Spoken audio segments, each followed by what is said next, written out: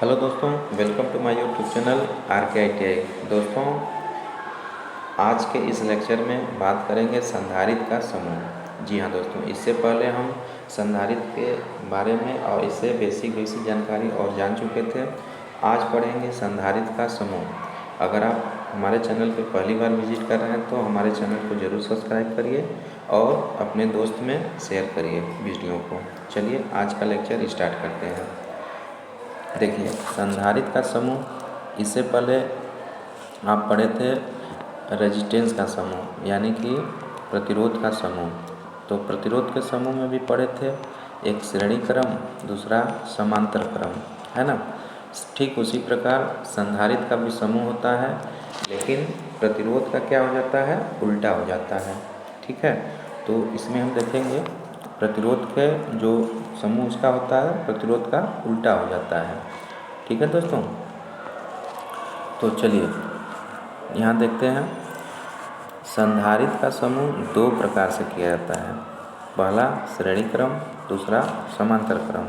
ठीक है, तो बात करें श्रेणी क्रम क्या है और समांतर क्रम क्या होता है। देखिए, श्रेणी क्रम में सेम उसी प्रकार रेजिस्टेंस की तरह, इस क्रम में पहले संधारित्र का दूसरा सिरा और दूसरे संधारित्र का पहला सिरा, यानी इस तरह हम संधारित्र को क्या करते हैं, जोड़ देते हैं, श्रेणी क्रम में जोड़ देते हैं। तो संधारित्र में हम देखते हैं दोस्तों, श्रेणी क्रम में क्या होता है, चार्ज का मान समान होता है, यानी आवेश इसमें समान होता है और वोल्टेज का मान अलग अलग होता है। तो एक फार्मूला हम जानते हैं, Q बराबर CV, है ना, Q बराबर CV। तो यहाँ से जब हम देखेंगे दोस्तों, तो फार्मूला निकल के आएगा, कैसे आएगा देखिए। तो C बराबर Q/V हो जाएगा, यहाँ पे जैसे Q बराबर CV हो जाएगा या C बराबर Q/V हो जाएगा। ठीक है, तो C1 हो जाएगा और यहाँ पे Q1 हो जाएगा, है ना। इसी प्रकार C2 कर देंगे बराबर Q2/V2 हो जाएगा। इसी प्रकार C3 बराबर Q3/V3। तो हम यहाँ पे देख रहे हैं आवेश का मान समान होता है, Q1 बराबर Q2 बराबर Q3, इसलिए Q हो जाएगा ये फार्मूला।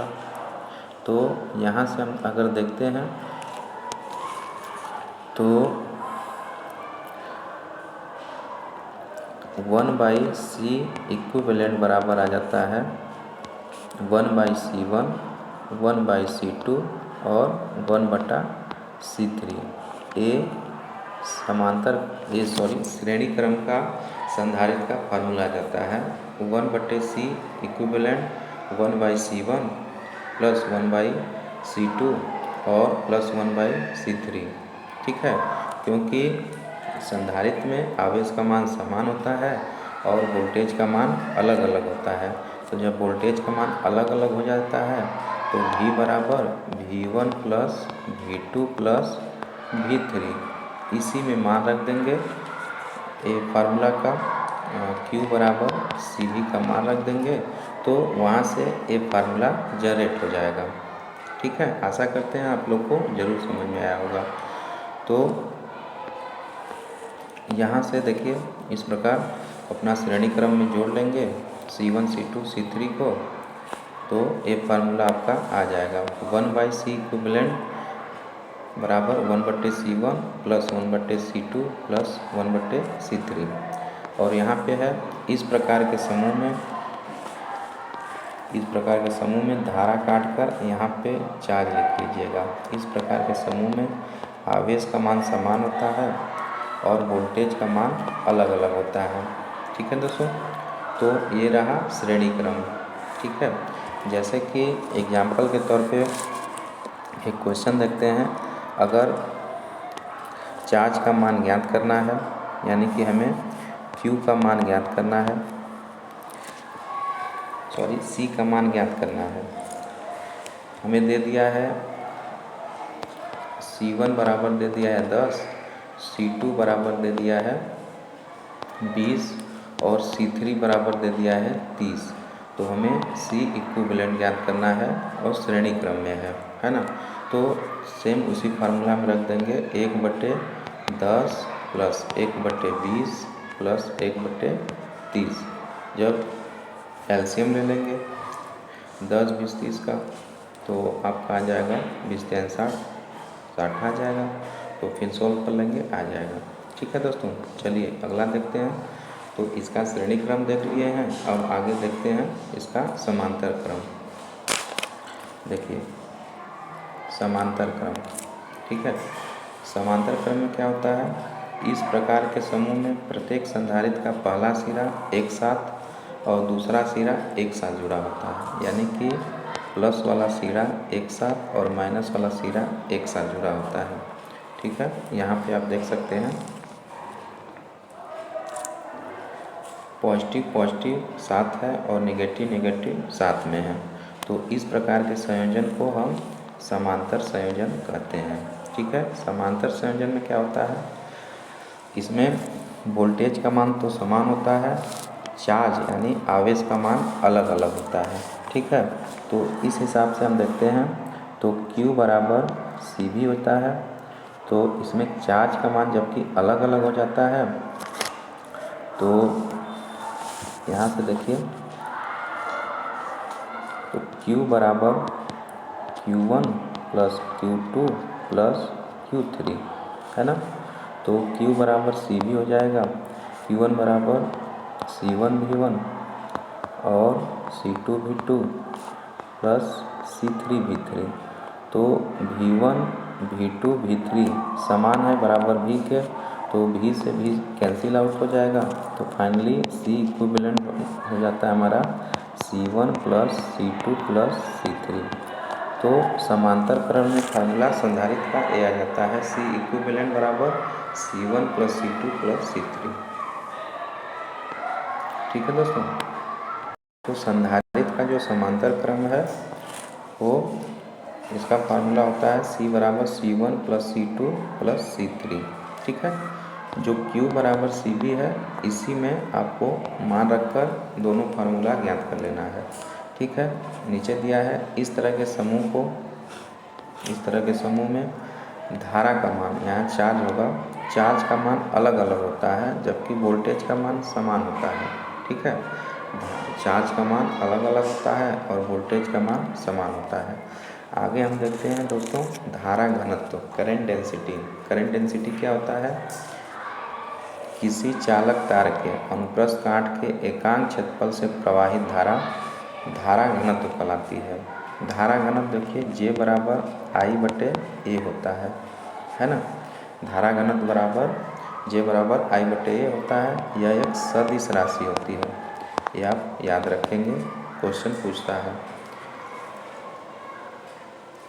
और जहाँ I करंट है और A क्रॉस सेक्शन एरिया है मीटर स्क्वायर, तो इसका मात्रक जो हो जाता है धारा घनत्व का एम्पियर बटा मीटर स्क्वायर, यानी एम्पियर बटा मीटर स्क्वायर हो जाता है। और यह एक सदिश राशि होता है, यह एक सदिश राशि होता है। तो दो चीज़ आप याद रखेंगे, पहले तो फार्मूला I/A, दूसरा इसका मात्रक एम्पियर बटे मीटर स्क्वायर, तीसरा एक वेक्टर कौन सा है, तो ये सदिश राशि होता है। ठीक है, चलिए आगे देखते हैं। आगे है विद्युत धारा के प्रकार। विद्युत धारा देखिए मेनली दो प्रकार का होता है, एक AC यानी अल्टरनेटिंग करंट होता है और एक दिष्ट धारा होता है, डायरेक्ट करंट होता है। ठीक है, तो पहला डायरेक्ट करंट के बारे में देखते हैं।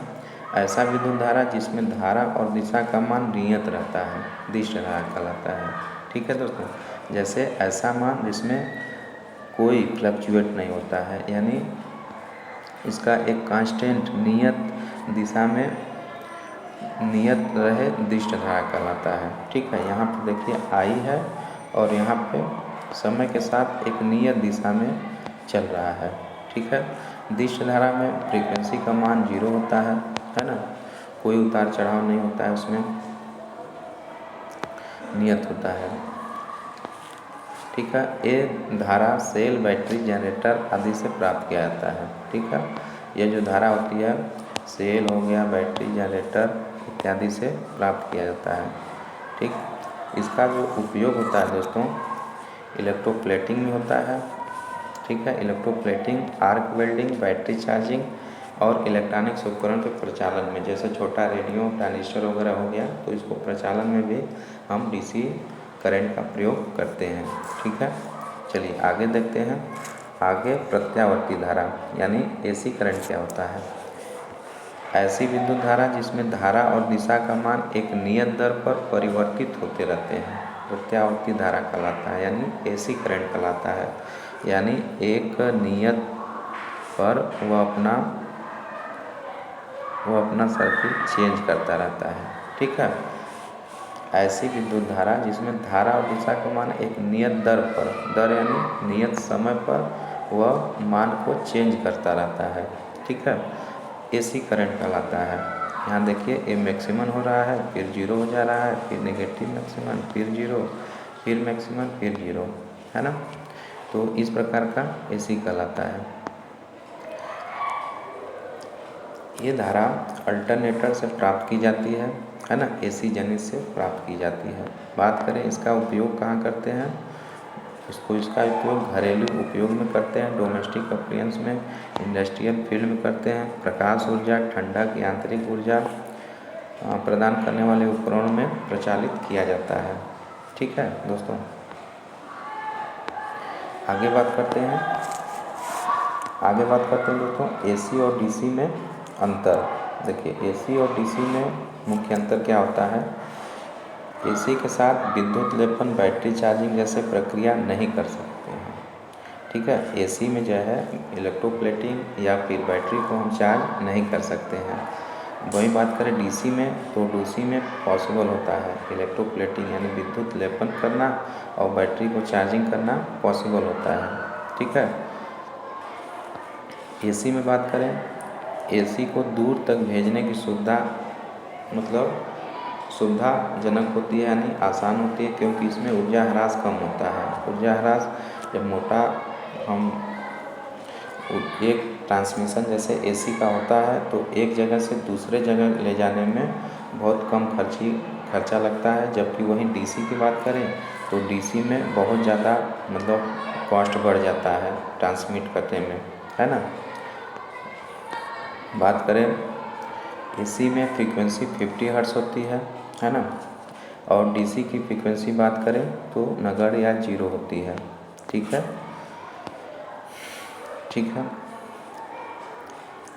देखिए एसी के साथ ट्रांसफार्मर का उपयोग कर सकते हैं, जबकि डीसी में ट्रांसफार्मर का उपयोग बिल्कुल नहीं कर सकते हैं। डीसी में ट्रांसफार्मर को कनेक्ट करेंगे तो वाइंडिंग हमारी जल जाती है ना।